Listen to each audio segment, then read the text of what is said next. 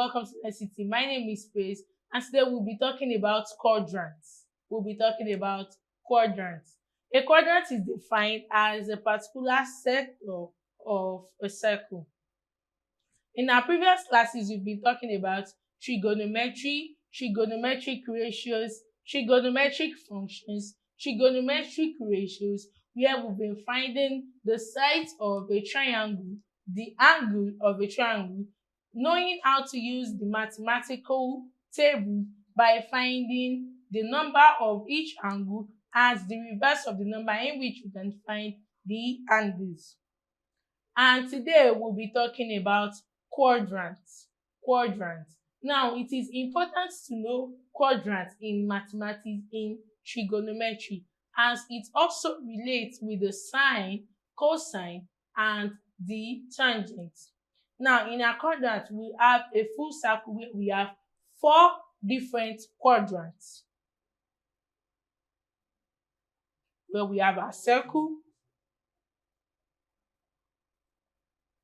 This is the first quadrant. So we have the other side to be the second quadrant. We have this place to be the third quadrant. And we have here to be the fourth quadrant.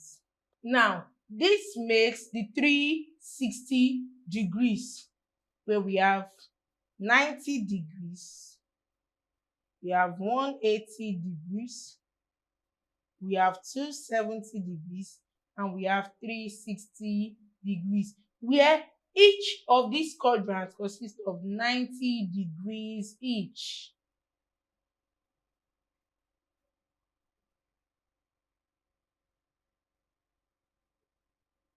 We have 90 degrees each for these 4 quadrants. Now, for the first quadrant,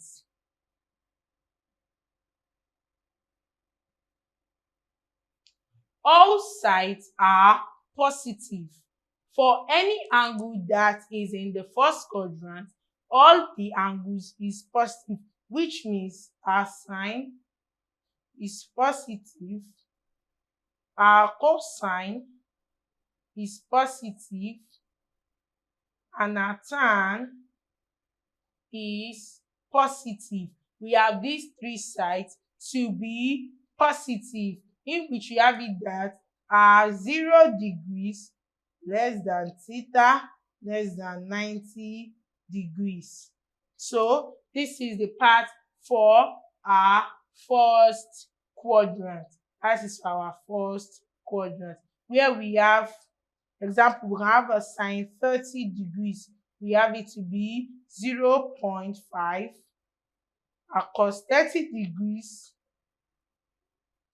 is 0.566, and our tan 30 degrees is 0.577. So in our first quadrant, all the angles are positive. Now, moving to the second quadrant. In the second quadrant, only the sine angle is positive. Only the sine angle is positive, which means our sine is positive, our cos is negative, and our tan is negative, such that 90 degrees less than theta less than 180 degrees. So we have it to be 180 degrees minus theta. So when we have sine, in case we have sine 120. So we have sine 120, we have it to be 180 minus 120. Here we have our sine 60 degrees, and our sine 60 degrees is positive, and sine 60 degrees is positive. Now, moving to the cos, where we have cos 120, we have to be 180 minus 120, where we have cos 60 degrees. And it is important to know that our cos 60 degrees is minus cos 60 degrees. For the tan as well, you have it to be minus tan 180 minus 120. Then you have it to be minus tan 60 degrees. So for the second quadrant, we have our sign only to be positive. The cos is negative and the tan is negative. For the third quadrant,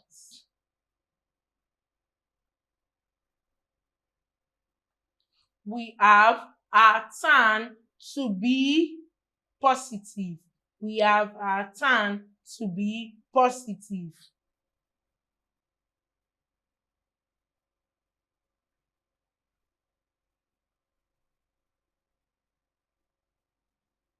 So our tan is positive, our sign is negative, and our cos is negative. In case we have it to be 180 degrees less than theta less than 270 degrees in our third quadrant. So in case where we have 210 degrees, now the minus sign, 210 minus 180 degrees. 210 minus 180 degrees. So we have it to be minus sine 30 degrees. We have to be minus sine 30 degrees. Here we also have cos 210 to be minus cos 210 minus 180 degrees. We have to be minus cos 30 degrees. But where we have tan 210, we have it to be tan 210 minus 180 degrees, where we have it to be tan 30 degrees, in which our tan is positive. Now moving to the fourth and the last quadrant, where we have, and the reference angle here is 360 degrees, such that we have it to be, here is 180 degrees, so we have it to be 270 degrees, 360 degrees, such that our tan is negative, our sine is negative, and our cos is positive. So in this place, the cos is positive, our cos is positive. So we have known the four quadrants. Where our first quadrant, all the angles there is positive, all the angles there are all positive. In the second quadrant, only the sine angle is positive, while the tan angle and the cos angle is negative. While in the third quadrant, we have our tan angle to be positive, while our sine angle is negative and our cosine angle is negative. And in the fourth quadrant, we have our cos angle to be positive, while our tan and sine angle is negative. And today brings us to the end of our class on quadrants. And in the next class, we will be talking about trigonometric graph, where we'll be talking about the sine and the cosine graph, the cosine of a trigonometric graph. See you in the next class.